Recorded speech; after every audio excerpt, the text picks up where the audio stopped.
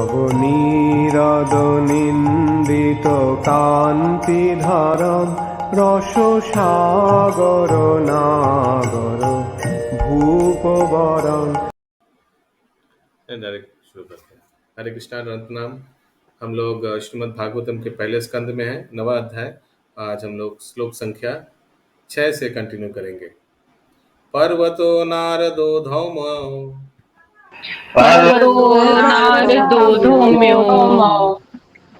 भगवान् बादरायणः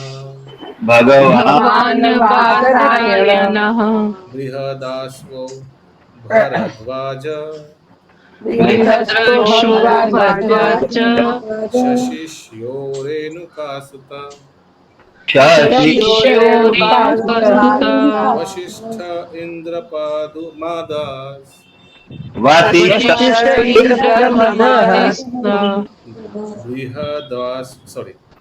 त्रितो ग्रीत समुद अस्सित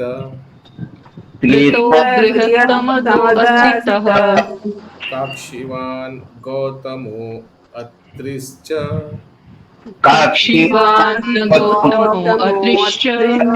कौशिको अथ सुदर्शन।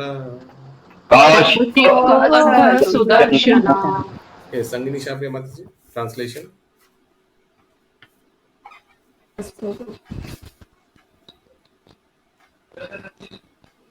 पर्वत मुनि नारद। हरे कृष्ण। ठीक है प्रभु। यस।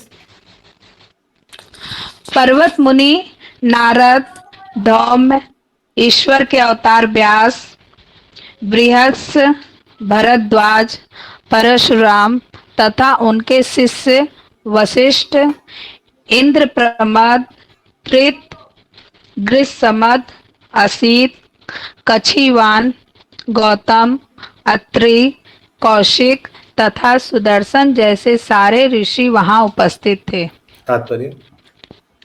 तात्पर्य पर्वत मुनि सबसे श्रेष्ठ मुनि माने जाते हैं। वे नारद मुनि के लगभग निरंतर संगी होते हैं। वे अंतरिक्ष यात्री भी हैं जो किसी भौतिक यान की सहायता के बिना वायु में यात्रा करने में समर्थ हैं। पर्वत मुनि भी नारद के समान ही देवर्षि अर्थात देवताओं में महान ऋषि हैं। वे महाराज परीक्षित के पुत्र महाराज जनमेजय के यज्ञ के समय नारद के साथ उपस्थित थे। इस यज्ञ में विश्व के सारे सर्पों का विनाश किया जाना था। पर्वत मुनि तथा नारद मुनि गंधर्व भी कहलाते हैं क्योंकि वे भगवान की महिमा का गायन करते हुए आकाश में विचरण कर सकते हैं। चूंकि वे आकाश में विचरण कर सकते हैं, अतएव उन्होंने वहीं से द्रौपदी का स्वयंवर देखा था। नारद मुनि की भांति पर्वत मुनि भी स्वर्ग के राजा इंद्र के दरबार में जाया करते थे। गंधर्व के रूप में वे कभी कभी एक महत्वपूर्ण देवता कुबेर के राज दरबार में जाते थे। एक बार नारद तथा पर्वत दोनों के ही सामने महाराज सृंजय की पुत्री के कारण समस्या आ खड़ी हुई। महाराज सृंजय को पर्वत मुनि के वरदान से पुत्र लाभ हुआ। नारद मुनि का पुराणों की कथाओं से अनिवार्य संबंध है। यस, किसी का कोई प्रश्न है? ओके, आगे। किसी का कोई प्रश्न होगा तो प्लीज प्लीज प्लीज वहीं रोक दीजिएगा, बाद में मत बोलेगा इस श्लोक में ये था, होने से अच्छा होता है। ओके, तुरंत बोलने से ये राजा महाराज संजय की पुत्री के कारण समस्या आ खड़ी हुई, मतलब प्रभु जी अभी आएगा। आके तो कुछ बताया नहीं था इधर, मैं जस्ट उतना ही दिया हुआ है। ओके, या आगे अभी आगे होगा मे भी प्रभु। Let's see. नारद मुनि का पुराणों की कथाओं में अनिवार्य संबंध है। उनका वर्णन भागवतम में हुआ है। अपने पूर्व जन्म में वे एक दासी के पुत्र थे, लेकिन शुद्ध भक्तों की संगति से उनमें भक्ति जगी और अगले जन्म में वे अद्वितीय सिद्ध पुरुष बने। महाभारत में उनके नाम का उल्लेख कई स्थानों पर हुआ है। वे प्रमुख देवर्षि हैं। वे ब्रह्मा जी के पुत्र तथा शिष्य हैं और उन्हीं से ब्रह्मा के आगे की शिष्य परंपरा चलती है। उन्होंने प्रहलाद महाराज, ध्रुव महाराज तथा अनेक विख्यात भगवत भक्तों को दीक्षित किया। यहाँ तक कि उन्होंने वैदिक ग्रंथों के प्रणेता व्यासदेव को भी दीक्षा दी। व्यासदेव से ही माधवाचार्य को दीक्षा मिली और इस प्रकार मध्व संप्रदाय, जिसमें गौड़ीय संप्रदाय भी सम्मिलित है, सारे ब्रह्मांड में फैल गया। श्री चैतन्य महाप्रभु का संबंध इसी मध्य संप्रदाय से था। अतएव ब्रह्मा जी, नारद, व्यास से लेकर मध्व चैतन्य तथा षट गोस्वामी, ये सारे एक ही शिष्य परंपरा से संबंधित थे। नारद जी ने अनादिकाल से अनेक राजाओं को दीक्षा दी। भागवत में हम उन्हें प्रहलाद महाराज को माता के गर्भ में उपदेश देते पाते हैं। उन्होंने कृष्ण के पिता वसुदेव तथा महाराज युधिष्ठिर को भी उपदेश दिया था। धौम में एक महान ऋषि थे जिन्होंने उत्कोचर तीर्थ में कठिन तपस्या की और उन्हें पांडव राजाओं के राजपुरोहित के रूप में नियुक्त किया गया। उन्होंने पांडव के अनेक संस्कारों में पुरोहिताई की और द्रौपदी की सगाई के समय उन्होंने हर एक पांडव का संस्कार कराया। वे पांडवों के वनवास के समय भी उपस्थित थे और जब भी उन्हें कोई कठिनाई होती तो वे उन्हें परामर्श दिया करते थे। उन्होंने उपदेश दिया कि किस प्रकार 1 वर्ष तक अज्ञातवास किया जाए और पांडवों ने उनके उपदेश का कठोरता से पालन किया था। माता जी साउंड। कुरुक्षेत्र, हाँ प्रभु। कुरुक्षेत्र युद्ध के बाद जब सामूहिक अंतिम संस्कार संपन्न हुआ तो भी उनका नाम आता है। महाभारत के अनुशासन पर्व 127.15.16 में उन्होंने महाराज युधिष्ठिर को अत्यंत विस्तृत धार्मिक उपदेश दिया है। वास्तव में वे गृहस्थों के लिए उपयुक्त पुरोहित थे, क्योंकि वे पांडवों को धर्म के उचित पथ पर मार्गदर्शन कर सके। पुरोहित का कार्य गृहस्थ को आश्रम धर्म या किसी वर्ण विशेष की वृत्ति के समुचित मार्ग पर क्रमशः अग्रसर कराना है। एक कुल पुरोहित तथा आध्यात्मिक गुरु में कोई अंतर नहीं होता। ऋषि, मुनि, संत तथा ब्राह्मण ऐसे ही कार्यों के लिए हुआ करते थे। Hare Krishna. Any doubt? Next, Badarayana. हाँ, बादरायण व्यासदेव, वे कृष्ण दैपायन, सत्यवती सूत, पराशर आत्मजा, बादरायण, वेद व्यास आदि नामों से विख्यात हैं। वे महान सेनापति पितामह भीष्म देव के पिता महाराज शांतनु से उनकी माता सत्यवती की सगाई होने के पूर्व ही उनके गर्भ से महामुनि पराशर के पुत्र रूप में उत्पन्न हुए थे। वे नारायण के सत्यावेश अवतार हैं और वे सारे विश्व के वैदिक ज्ञान का प्रसार करते हैं। इसलिए जब किसी वैदिक ग्रंथ का विशेष रूप से पुराणों का पारायण है तब व्यास देव को नमस्कार किया जाता है। सुखदेव गोस्वामी इनके पुत्र थे और वेदों की विभिन्न शाखाओं के लिए नियुक्त वैशंपायन जैसे ऋषि उनके शिष्य थे। वे महाकाव्य महाभारत तथा परम दिव्य ग्रंथ भागवत के रचनाकार हैं। उन्होंने ब्रह्म सूत्र, वेदांत सूत्र या बदरायण सूत्र का संकलन किया था। अपनी कठिन तपस्या के कारण वे ऋषियों में सर्वाधिक सम्मानित रचनाकार हैं। उन्होंने कलयुग की जनता के कल्याणार्थ जब अपने महाकाव्य महाभारत को लिखना चाहा तब उन्हें ऐसे समर्थ लिपिक की आवश्यकता हुई जो उन्हें श्रुत लेख को लिखता जाए। ब्रह्मा जी के आदेश से श्री गणेश जी ने यह कार्य इस शर्त पर स्वीकार कर लिया कि व्यासदेव एक क्षण भी रुकेंगे नहीं। इस प्रकार व्यासदेव तथा गणेश के संयुक्त प्रयास से महाभारत संकलित हुआ।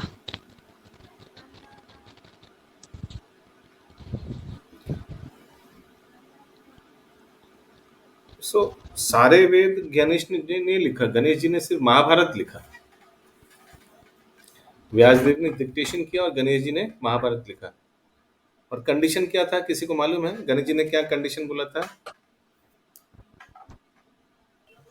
हरे कृष्ण की एक क्षण भी रुकेंगे नहीं व्यासदेव जी। रुकने से हम रुक जाएंगे एकदम।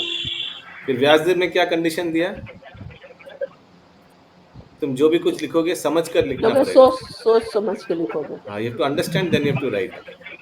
तो इस तरह से व्यासदेव जी ने भी टाइम खरीद लिया। सोचने समझने में तो टाइम लगेगा। आगे। अपनी माता सत्यवती के आदेश से जो बाद में शांतनु से ब्याही गईं तथा महाराज शांतनु की प्रथम पत्नी गंगा से उत्पन्न शांतनु के सबसे बड़े पुत्र भीष्म के अनुरोध से व्यासदेव ने 3 मेधावी पुत्र उत्पन्न किए, जिनके नाम थे धृतराष्ट्र, पांडु तथा विदुर। और एक बार व्यासदेव ने और एक बार हाँ प्रभु फिर से ये पैरा।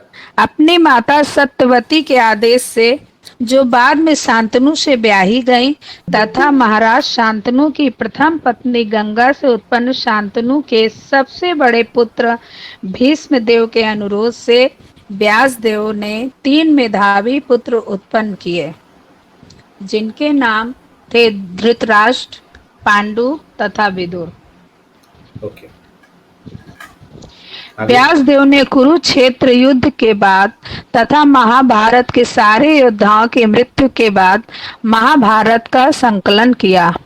सर्वप्रथम महाराज परीक्षित के पुत्र महाराज जनमेजय के राज दरबार में इसे सुनाया गया।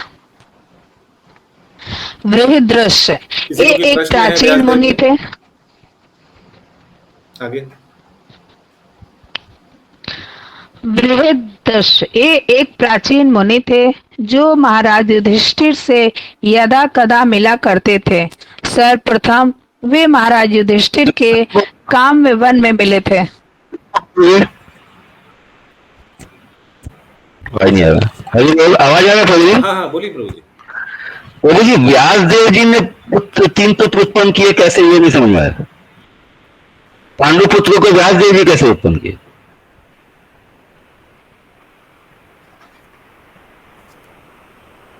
कृष्णा प्रभु मैं बताऊं, ये स्टोरी पता है मेरे को।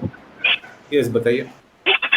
वो उनकी अंबालिका 3 बहनें थी जिनको ये जो भीष्म पितामह था किडनैप करके लाए थे विवाह करने के लिए। किन के लिए? अपने पिता के लिए? हाँ, शांतनु अपने पिता के विवाह, शांतनु से विवाह करने के लिए लाए थे।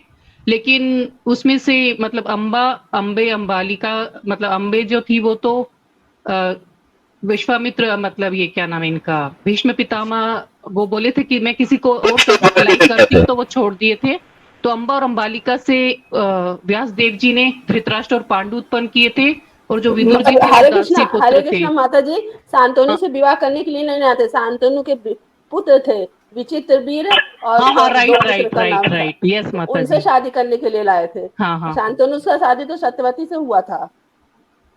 विचित्रवीर और क्या एक और था, 2 लोग थे। गदवीर ऐसे ही कुछ नाम था। हाँ 2 लोग थे और विचित्रवीर। हाँ तो उन लोग दोनों से अंबिका का शादी हुआ। अंबिका और अंबालिका का, और अंबा शादी नहीं की तो वो श्राप दे दी उनको, भीष्म को, कि मैं ही तुम्हारी मृत्यु का कारण बनूंगी, और अग्नि में जल जाती हैं अगले जन्म में वो, तो फिर वो बनती हैं। Okay yes Bharadwaj. Yes Shikhandi बनती है ना? शिखंडी बनती है। हाँ ये अधूरा प्रभु पहले बोल दो। इन्होंने ही महाराज नल की कथा सुनाई। एक अन्य वृद्ध से भी थे जो इक्ष्वाकु वंश में उत्पन्न हुए थे। भरद्वाज ये महान सप्त ऋषियों में से एक थे और अर्जुन के जन्म उत्सव के समय उपस्थित थे। इस शक्तिशाली ऋषि ने कभी गंगा के तट पर कठिन तपस्या की थी और इनका हरे कृष्ण 2 बृहदस्व थे। स्पेलिंग अलग एक अन्य बृहदस्व भी थे। हाँ, हुआ ना, वो इक्ष्वाकु वंश में उत्पन्न हुए थे। यस इस शक्तिशाली ऋषि ने भरद्वाज का फिर से हाँ भरद्वाज ये महान सप्त ऋषियों में से एक थे और अर्जुन के जन्मोत्सव के समय उपस्थित थे। इस शक्तिशाली ऋषि ने कभी गंगा के तट पर कठिन तपस्या की थी और इनका आश्रम आज भी प्रयाग धाम में विख्यात है। ऐसा कहा जाता है कि जब वे ऋषि गंगा में स्नान कर रहे थे तो स्वर्ग की एक सुंदर अप्सरा धृच्छी से इनकी भेंट हुई थी। इस कारण वे इनका वीर संकलित हुआ, जिसे एक मिट्टी के बर्तन में सुरक्षित रख दिया गया, जिससे द्रोण उत्पन्न हुए। इस तरह द्रोणाचार्य भारद्वाज मुनि के पुत्र थे। कुछ लोग द्रोण के पिता भरद्वाज को इस महर्षि भरद्वाज से भिन्न मानते हैं। ये ब्रह्मा के महान भक्त थे। ये एक बार द्रोणाचार्य के पास भी गए और इन्होंने उनसे कुरुक्षेत्र युद्ध बंद करने की आग्रह किया। नेक्स्ट। परशुराम या रेणुका सुत। ये महर्षि जन्मग्नि तथा श्रीमती रेणुका के पुत्र थे। इस तरह वे रेणुका सुत भी कहलाते हैं। वे ईश्वर के शक्तिशाली अवतारों में से एक थे और उन्होंने क्षत्रिय वंश का 21 बार संहार किया था। उन्होंने क्षत्रियों के रक्त से अपने पूर्वजों की आत्माओं को प्रसन्न किया। बाद में उन्होंने महेंद्र पर्वत पर घोर तपस्या की। उन्होंने संपूर्ण पृथ्वी को क्षत्रियों से छीनकर उसे कश्यप मुनि को दान में दे दिया। परशुराम ने द्रोणाचार्य को धनुर्वेद की शिक्षा प्रदान की, क्योंकि वे ब्राह्मण थे। वे महाराज युधिष्ठिर के राज तिलक के समय उपस्थित थे और अन्य महान ऋषियों के साथ इस उत्सव में सम्मिलित थे। परशुराम की आयु इतनी अधिक थी कि वे विभिन्न युगों में राम तथा कृष्ण परशुराम की आयु इतनी अधिक थी कि वे विभिन्न युगों में राम तथा कृष्ण दोनों से मिले थे। उन्होंने राम से युद्ध राम से युद्ध कहाँ किया था प्रभु? चैलेंज किया था। उन्होंने राम से युद्ध किया था, लेकिन कृष्ण को उन्होंने भगवान के रूप में स्वीकार किया था।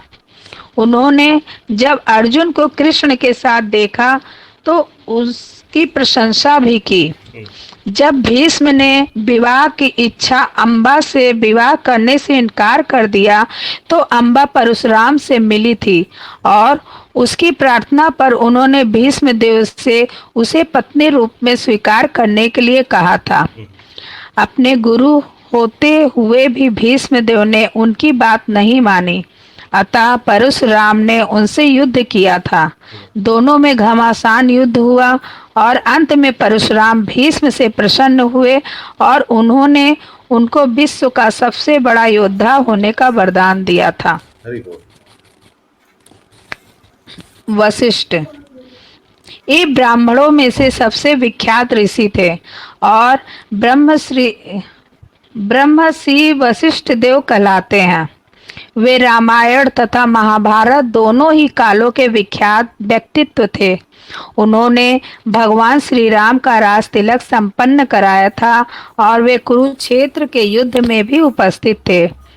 वे समस्त उच्च लोकों तथा अधोलोकों में जा सकते थे और उनका नाम हिरण्यकश्यपु के इतिहास के साथ भी जुड़ा हुआ है।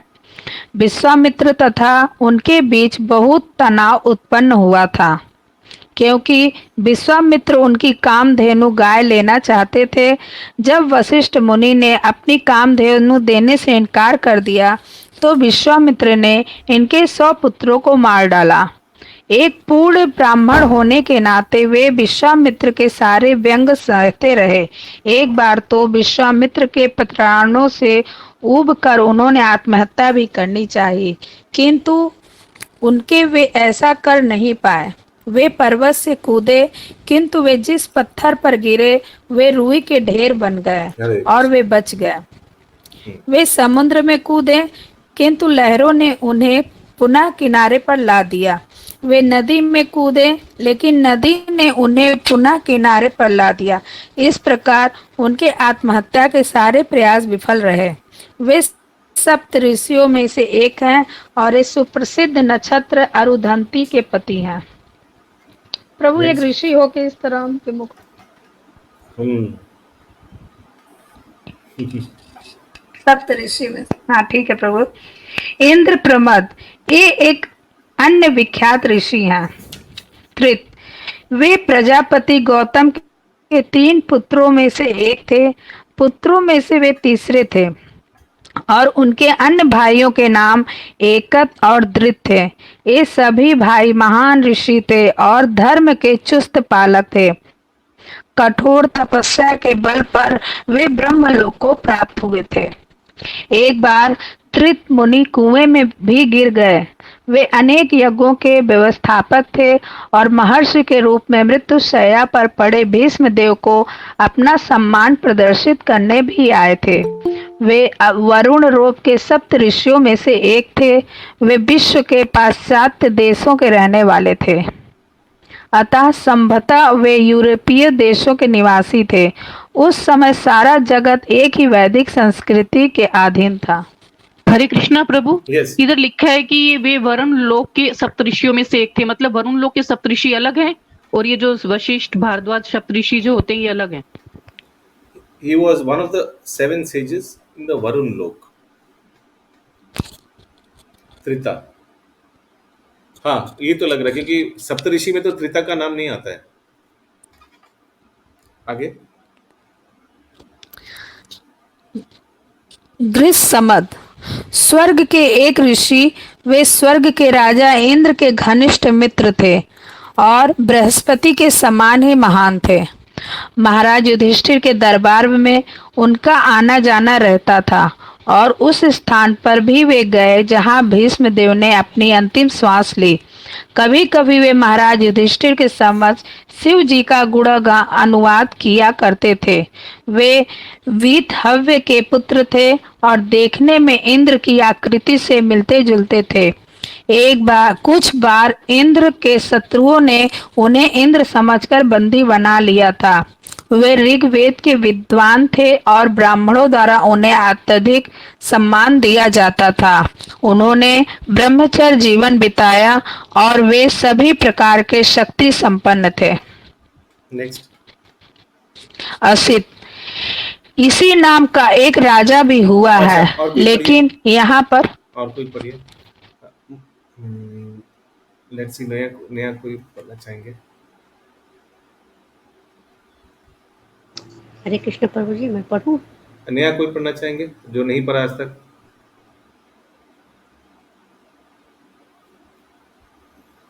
हरे कृष्णा प्रभु जी, हम पढ़े? नया कोई जो आज तक नहीं पढ़ा? ठीक। कोई आप लोग में से पढ़ना चाहेंगे जो कभी नहीं पढ़ा? ओके, पढ़िए पूनम जसपाल माता जी। आवाज आ रहा है ना प्रभु साहब? हाँ। आसित, इसी नाम का एक राजा भी हुआ है, लेकिन यहाँ पर आसित का नाम आसित देवल ऋषि के लिए प्रयुक्त है, जो अपने समय के शक्ति संपन्न ऋषि थे। उन्होंने महाभारत के 15 लाख श्लोकों की व्याख्या अपने पिता को सुनाई। वे जन्मेजय के नाग यज्ञ में सम्मिलित हुए थे। वे अन्य महर्षियों के साथ महाराज युधिष्ठिर के राज्य अभिषेक में उपस्थित थे। वे साउंड ठीक नहीं आ महाराज रहा है, साउंड फ्लक्चुएट हो रहा है। आप हिलेंगे तो साउंड फ्लक्चुएट होगा।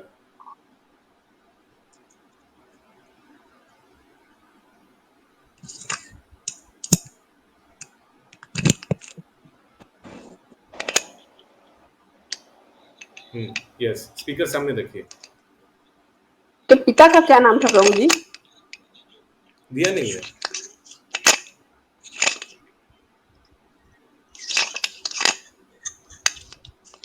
वे अन्य महर्षियों के साथ महाराज युधिष्ठिर के राज्य अभिषेक में भी उपस्थित थे। जब महाराज युधिष्ठिर अर्जुन पर्वत पर थे तो इन्होंने उन्हें उपदेश दिया था। वे शिव जी के भी भक्त थे। नेक्स्ट। कांचीवान, गौतम मुनि के पुत्रों में से एक तथा महर्षि चंद कौशिक के पिता थे। वे महाराज युधिष्ठिर के संसद के सदस्य थे। अत्रि अत्रि मुनि महान ब्राह्मण ऋषि थे और ब्रह्मा जी के मानस पुत्र थे। ब्रह्मा जी इतने शक्तिमान हैं कि चिंतन मात्र से पुत्र उत्पन्न कर सकते हैं। वे पुत्र मानस पुत्र कहलाते हैं। अत्रि ब्रह्मा जी के सप्त मानस पुत्रों तथा सप्त ब्रह्मर्षियों में से एक थे। उन्हीं के परिवार में महान प्रचेता गण भी उत्पन्न हुए थे। एक सेकंड, फिर से 2 लाइन पीछे पढ़िए। अत्रि ब्रह्मा जी के सप्त मानस पुत्रों तथा सप्त ब्रह्म ऋषियों में से एक थे।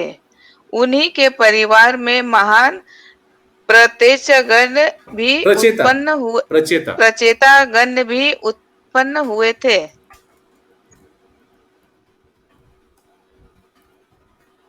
अच्छा, सप्तऋषि में कौन कौन है? मैं नाम बता दे रहा हूँ। अगस्त मुनि, ऐत्री मुनि या अत्रि मुनि, भारद्वाज मुनि, गौतम मुनि, जमदग्नि, वशिष्ठ और विश्वामित्र। ठीक है, मैं चैट बॉक्स में पेस्ट कर दे रहा हूँ इन सभी 7 का नाम।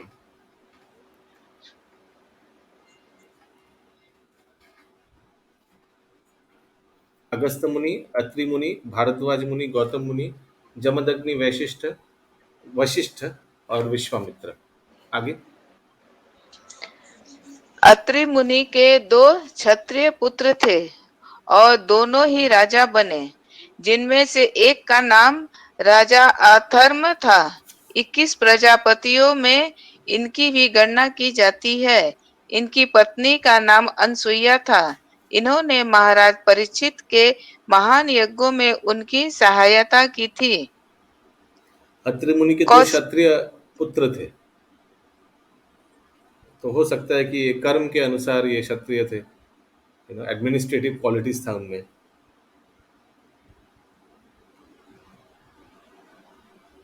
और उनके पुत्र का his wife's name was Anusuya।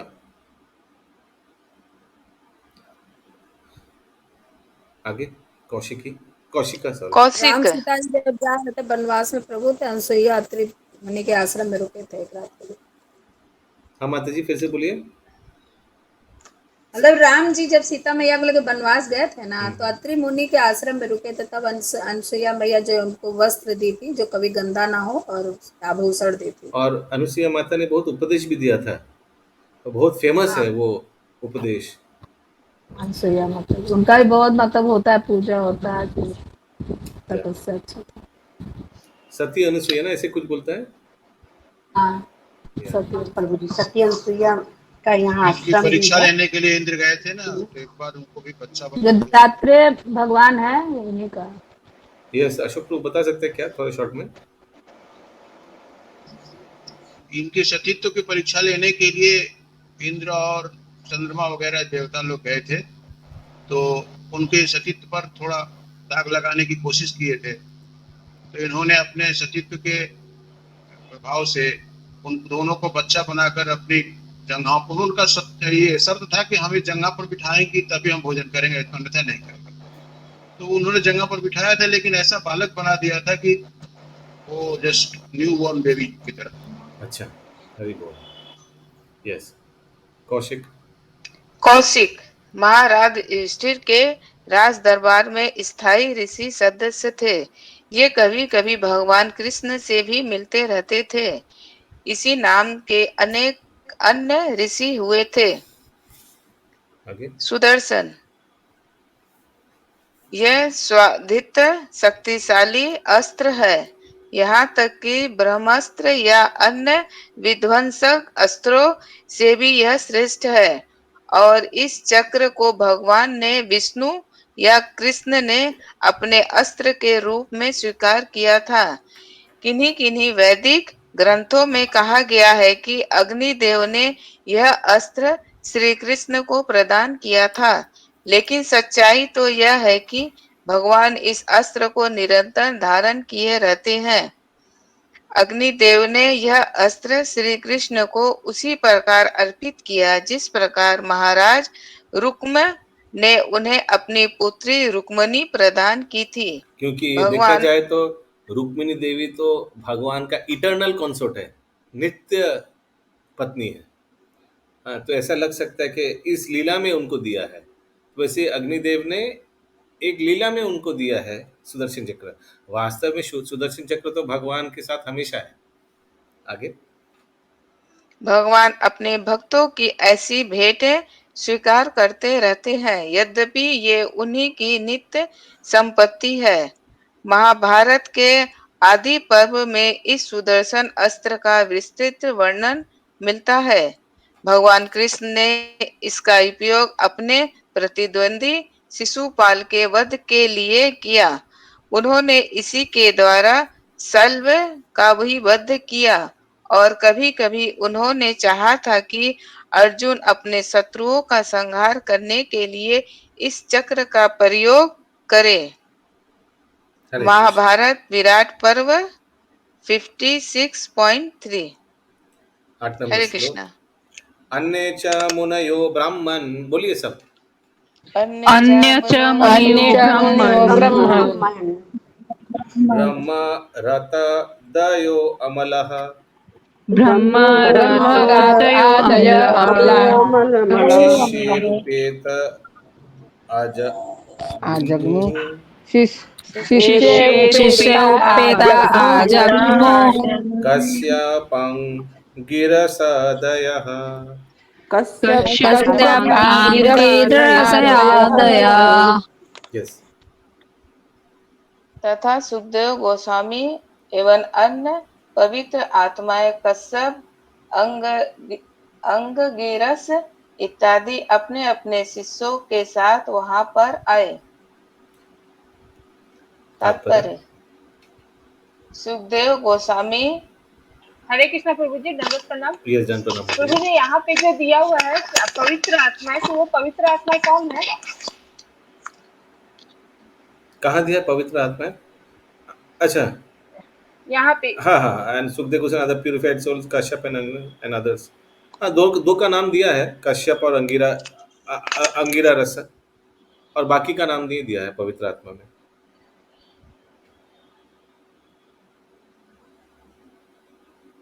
तो क्लियर है एकदम पूरा, ठीक है। आप म्यूट में है। ओके, आगे बोलिए।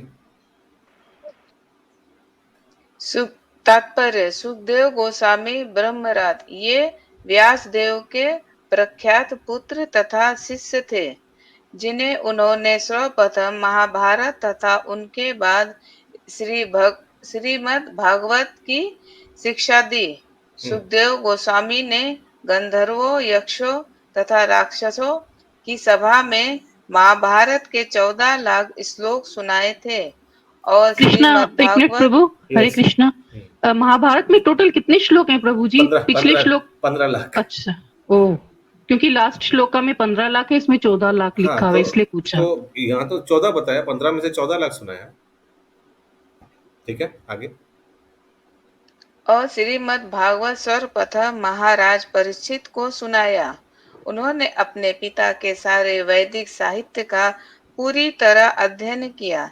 इस प्रकार धर्म संबंधी अपने विस्तृत ज्ञान के कारण वे पूर्ण पवित्र आत्मा थे। महाभारत के सभा पर्व 4.11 से ज्ञात होता है कि ये महाराज युधिष्ठिर की राज्यसभा में तथा महाराज परीक्षित के उपवास के समय भी उपस्थित थे। हरे कृष्ण प्रभु जी। ये जो पहला लाइन है कि सुखदेव गोस्वामी व्यास देव के प्रख्यात पुत्र तथा शिष्य थे, जिन्हें उन्होंने सर्वप्रथम महाभारत, उसके बाद श्रीमद् भागवत की शिक्षा दी। व्यास देव ने सुखदेव गोस्वामी को शिक्षा दी थी। यस, ये तो हम लोग पढ़ा पिछले एक दो अध्याय के आगे भी हम लोग तो पढ़ा कि व्यासदेव ने अपना पुत्र सुखदेव गोस्वामी को शिक्षा दिया। जैसे वो तो पहले से ही थे, वो अपने से सब कुछ जानने वाले। नहीं, पहले वो ब्रह्मवादी थे। ओके। सुखदेव गोस्वामी ब्रह्मवादी थे, लेकिन कृष्ण तत्व दिया पिताजी ने। ओके। यस, आगे।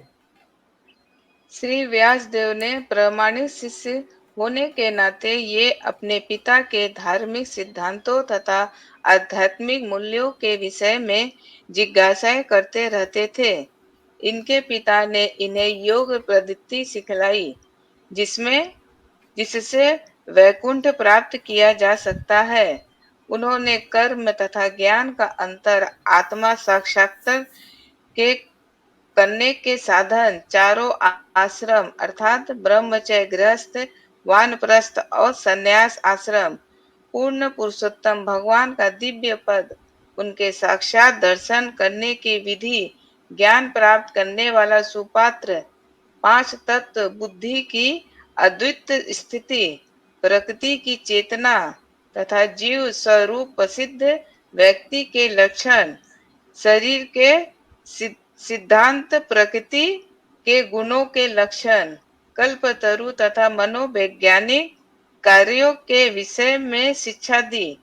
कभी कभी वे अपने पिता तथा नारद जी की अनुमति से सूर्यलोक भी जाया करते थे। महाभारत के शांति पर्व 332 में उनकी अंतरिक्ष यात्रा का विवरण प्राप्त है। अंत में उन्हें परम धाम की प्राप्ति हुई। वे अरण्य, अरुणिसुत, अवैयासिक तथा व्यास आत्मज इत्यादि नामों से प्रसिद्ध हैं। ओके, और कोई पढ़ना चाहेंगे? हरे कृष्ण प्रभु जी। यहाँ पर जो है शरीर का सिद्धांत जो लिखा है, तो ये क्या मेडिटेशन को लेके है कि किस बारे में है? शरीर 5 तत्व से बना है, शरीर में आत्मा है, आत्मा भगवान के अंश है, एक्सेट्रा एक्सेट्रा। अच्छा, ठीक है। यस। कश्यप, कोई पढ़ना चाहेंगे? पढ़े प्रभु जी? हाँ, पढ़िए मुकुंद प्राण प्रभु। साउंड कश्यप। आप देखिए, साउंड ठीक है। हेडफोन यूज कर रहे हैं? हाँ प्रभु जी। हाँ या ना? हाँ प्रभु जी। अच्छा, आपका वीडियो शायद ऑफ है। हेडफोन का स्पीकर सामने रखिए, साउंड लाउड आना चाहिए, सबको अच्छा से सुनाई जाना चाहिए। देख ट्राई कर रहे हैं। यस। कश्यप, वे मरीचि के पुत्र प्रजापतियों में से एक तथा प्रजापति दक्ष के दामाद थे। वे उस विराट गरुड़ पक्षी के पिता हैं जिसे खाने हेतु बड़े बड़े हाथियों तथा ये प्रजापति दक्ष के परोसा दामाद जाता थे। था। कश्यप मुनि प्रजापति दक्ष के दामाद थे। और कौन दामाद थे? शिव जी। शिव भी दामाद थे दक्ष प्रजापति के। चंद्रदेव भी थे। हाँ, कौन कौन? चंद्रमा भी थे प्रभु चंद्रदेव जी। भी, अच्छा चंद्रदेव भी दामाद थे प्रभु जी। अच्छा चंद्रदेव से उनकी 8 कन्या का शादी हुआ था। अच्छा, ओके। यस, आगे। उन्होंने प्रजापति दक्ष की 13 पुत्रियों से विवाह किया। उनके नाम थे अदिति, दिति, धनु, काष्ठा, हरिष्ठा, सुरसा, ईला, मुनि, क्रोधवसा, ताम्रा, सुरभि, शर्मा तथा तिमी। इन पत्नियों में से उनके अनेक पुत्र हुए जो देवता तथा असुर दोनों थे। उनकी प्रथम पत्नी अदिति से 12 आदित्य उत्पन्न हुए थे, जिनमें से 52 भगवान के अवतार हैं। एक कश्यप मुनि के अर्जुन के जन्म के समय भी विद्वान थे। परशुराम ने उन्हें समस्त विश्व भेंट किया और बाद में इन्होंने परशुराम को विश्व के बाहर जाने की आज्ञा दी। इनका दूसरा नाम अरिष्टनेमि था। ये ब्रह्मांड की उत्तरी दिशा में निवास करते हैं। नेक्स्ट। आंगरिस, ये महर्षि अंगिरा के पुत्र हैं और देवताओं के पुरोहित बृहस्पति नाम से विख्यात हैं। कहा जाता है कि द्रोणाचार्य इनके अंश अवतार थे।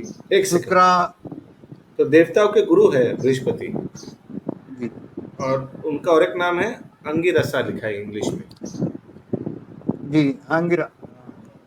अंगिरा मुनि के पुत्र बृहस्पति। देवता लोग के गुरु तो बृहस्पति हैं। हाँ, देवता के गुरु। यस, आगे। कहा जाता है कि द्रोणाचार्य इनके अंश अवतार थे। शुक्राचार्य असुरों के गुरु थे और बृहस्पति ने उन्हें ललकारा था। उनके पुत्र कच ने सर्वप्रथम भारद्वाज मुनि को आग्नेयास्त्र प्रदान किया। उन्हें अपने पत्नी चंद्रमासी से, जो एक विख्यात नक्षत्र है, अग्निदेव के समान 6 पुत्र प्राप्त हुए थे। वे अंतरिक्ष में विचरण कर सकते थे, अतएव ब्रह्मलोक तथा इंद्रलोक में भी जा सकते थे। उन्होंने स्वर्ग के राजा इंद्र को असुरों पर विजय प्राप्त करने की सलाह दी। एक बार उन्होंने इंद्र को श्राप दिया, जिससे उसे पृथ्वी पर सूकर बनकर आना पड़ा। वह स्वर्ग वापस जाने से अनिच्छा व्यक्त करने लगा। माया की आकर्षण शक्ति ऐसी होती है कि शुकर भी धरा के घर द्वार को छोड़ना नहीं चाहता, भले ही बदले में स्वर्ग मिलता हो। वे विभिन्न लोकवासियों के धर्मोपदेशक थे। हरे कृष्ण। हरे कृष्ण। तन समेतान महाभागान, बोलिए। तन समेतान महाभागा अनुप्लव्य वसुत्तमः अनुप्लव्य वसुत्तमः पूजायम् अस धर्मज्ञो धर्मज्ञो देश काल विभागवेत्। देश काल विभागवेत्। पढ़िए मुकुंद पुराण प्रभु। 8 वस्तुओं में से सर्वश्रेष्ठ भीष्मदेव ने वहां पर एकत्र हुए समस्त महान तथा शक्ति संपन्न ऋषियों का स्वागत किया, क्योंकि भीष्मदेव को देश तथा काल के अनुसार समस्त धार्मिक नियमों की भली भांति जानकारी थी। और एक बार, कुछ हवा का आवाज आ रहा है, फैन चल रहा है क्या कुछ? हाँ, थोड़ा ऑफ करना पड़ेगा, कट करके आवाज आ रहा है।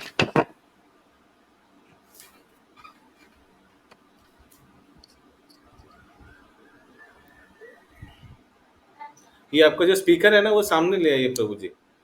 ठीक है बड़ी। हाँ, 8 वस्तुओं में सर्वश्रेष्ठ भीष्मदेव ने वहां पर एकत्र हुए समस्त महान तथा शक्ति संपन्न ऋषियों का स्वागत किया, क्योंकि भीष्मदेव को देश तथा काल के अनुसार समस्त धार्मिक नियमों की भली भांति जानकारी थी। तात्पर्य, दक्ष धर्मज्ञ भली भांति जानते थे कि किस प्रकार देश काल के अनुसार धार्मिक सिद्धांतों को सम्मार्जित करना चाहिए। समस्त महान आचार्यों अथवा धर्म उपदेशकों अथवा विश्व के सुधारकों ने देश काल के अनुसार धार्मिक नियमों को समन्वित करके ही अपने उद्देश्य को पूरा किया। विश्व के विभिन्न भागों में विभिन्न प्रकार की जलवायु तथा परिस्थितियां हैं, और अधिक किसी को श्री भगवान के संदेश का प्रचार करना है तो उसे देश काल के अनुसार बातें समन्वित करने में दक्ष होना चाहिए। हरे कृष्णा। जैसे विश्व में प्रचार करने के लिए थोड़ा expert in adjusting things according to time and place, क्या क्या एडजस्ट कर सकते हैं, करना पड़ सकता है। जो ड्रेसिंग है वो एडजस्ट करनी पड़ सकती है। नेक्स्ट भीष्मदेव नेक्स्ट मैंने और कुछ बताइए। अच्छा, एक ही ड्रेसिंग के अलावा सब और कोई आइडिया नहीं है आप लोग का? इतना लोग उपस्थित हैं, विश्व में प्रचार करने के लिए क्या क्या एडजस्ट हो सकता है? प्रवीण, लैंग्वेज का प्रॉब्लम हो सकता है, वेरी गुड, उसको भी मतलब लैंग्वेज समझ भाषा के, सीखना हाँ, पड़ सकता है। आप लोग हिंदी भाषी है, लेकिन सोचिए कल अगर गुजरात में प्रचार करने आप लोग को भेजा तो थोड़ा गुजराती भी केम छो, ये सब सीखना हो सकता है। करेक्ट। और भाषा, ड्रेस, और सोचिए प्रचार के लिए कभी कभी धोती कुर्ता पहन के जाना पड़ सकता है ना प्रभु लोग। यस। और क्या क्या एडजस्ट करना हो सकता है? तो जो अर्चा विग्रह का सेवन विधि होते हैं उसमें भी एडजस्ट करना, लेकिन वो प्रचार में तो नहीं आएगा ना। प्रचार में विश्व में अलग अलग जगह में प्रचार के लिए क्या क्या परिवर्तन हो सकता है, जगह एडजस्ट करना पड़ेगा। सोचिए आप लोग को दायित्व दिया कि वृंदा गार्डन्स को पिचिंग कीजिए। अभी बच्चे लोग को प्रचार करना थोड़ा अलग है ना शशि माता जी? मॉडल अलग है। बच्चे लोग को तो आप लोग भागवतम लेके नहीं बैठेंगे ना, दोपहर को डेली भागवतम होगा, सुबह 6 बजे चैतन्य चरितामृत होगा, सुबह 3 बजे जपा होगा। फिर क्या होगा? कोई बच्चे आएगा ही नहीं। श्लोकालन कराना पड़ेगा, एक एक पिक्चर दिखाना पड़ेगा बच्चे लोगों को। भगवान कृष्ण का पहले पिक्चर दिखा के, हाँ करेक्ट करने के लिए सिखाना होगा। तो वैसे वैसे एडजस्ट करना पड़ सकता है प्रचारकों को। आगे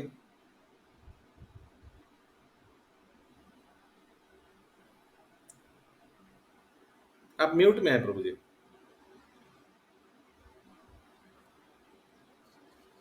भीष्मदेव इस भक्ति संप्रदाय का उपदेशक करने वाले 12 महाजनों में से एक थे। अतएव वे ब्रह्मांड के कोने कोने से आए शक्तिशाली ऋषियों का स्वागत तथा सम्मान अपनी मृत्युशैया पर पड़े पड़े कर सकते थे। निसंदेह वे उस समय उनका स्वागत सम्मान स्वयं उठकर कर पाने में शरीर से असमर्थ थे, क्योंकि उस समय वे न तो घर पर थे न सामान्य रूप से स्वस्थ अवस्था में थे, लेकिन वे अपने मस्तिष्क के सुचारू रूप से कार्य करने से पूर्ण रूपेण सक्षम थे और वे हार्दिक मृदु वचन बोल सके। इसलिए सभी आगंतुकों को ठीक से सत्कार हो पाया। मनुष्य मन से, वाणी से तथा कर्म से अपना कर्तव्य पूरा कर सकता है। वे अच्छी प्रकार जानते थे कि उनका किस प्रकार समुचित स्थान पर उपयोग करना चाहिए। अतएव शारीरिक रूप से असमर्थ होने पर भी उन्हें लोगों को सत्कार करने में कोई कठिनाई नहीं हुई। हरे कृष्ण। हरे कृष्ण। हम लोग को भी क्या शिक्षा मिलता है इससे?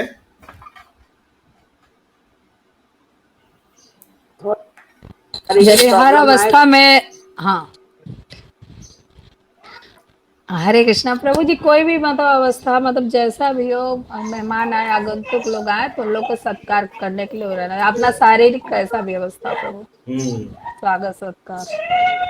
यस। और किस तरह से करना चाहिए सत्कार? इसमें उदाहरण दिया हुआ है।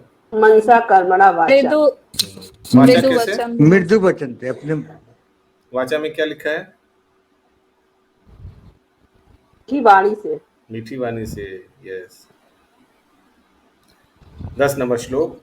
कृष्णं च तत्प्रभावज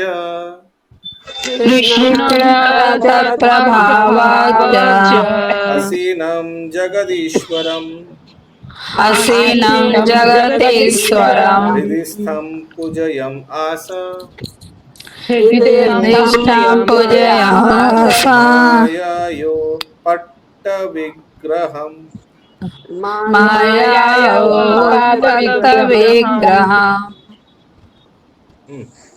और कोई पढ़ना चाहेंगे? लेट्स सी श्यामा देवी जसवाल माता जी, शोभना गोपिका माता जी, रोशन प्रसाद प्रभु, सारिका गोयल माता जी, इन चारों में से कोई पढ़ना चाहेंगे? मुझे मेरे पर बुक नहीं है, बिना बुक के वो दिखाई कम देता छोटी आंख। अच्छा, रीना गुप्ता माता जी, राजोश्री मुखर्जी माता जी, पूनम शाह माता जी। प्रभु जी, यस। हरे कृष्णा प्रभु ji. Hare Krishna. I can try. Okay, please try.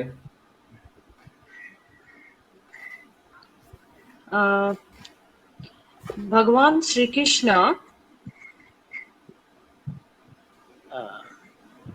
प्रत्येक के हृदय में आसित है, तो भी मैं अपनी अंतरंग शक्ति से अपना दिव्य रूप प्रकट करते हैं। ऐसे भगवान साक्षात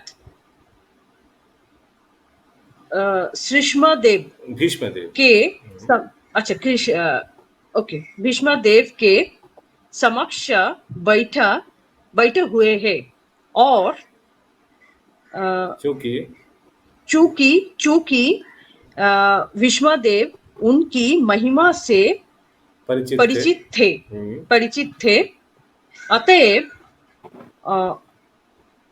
अंतोत ने उनकी विधिवत पूजा की। ओके, हरे कृष्णा। हरि बोल, हरि बोल। Thank you so much. Yes, Sangini माता जी, कंटिन्यू। ठीक है प्रभु। भगवान का सर्वशक्तिमत्ता का प्रदर्शन प्रत्येक स्थान में उनकी उपस्थिति द्वारा होता है। वे अपने नित्य धाम गोलोक वृंदावन में सदैव उपस्थित रहते हैं। वे जन जन के हृदय में, यहाँ तक कि प्रत्येक अदृश्य परमाणु के भीतर भी स्थित रहते हैं। जब वे इस भौतिक जगत में अपने नित्य दिव्य रूप को व्यक्त करते हैं तो वे अपनी अंतरंगा शक्ति से ऐसा करते हैं। बहिरंगा शक्ति या माया का इस नित्य रूप से कोई सरोकार नहीं होता। ये सारी बातें श्री भीष्मदेव को ज्ञात थी, अतएव उन्होंने तदनुसार ही उनकी पूजा की। पांडुपुत्रानुपासीनान् प्रश्रया प्रेम संगताम् अभ्याचास्तनुरागाश्रेण अंधीभूतेन चक्षुषो।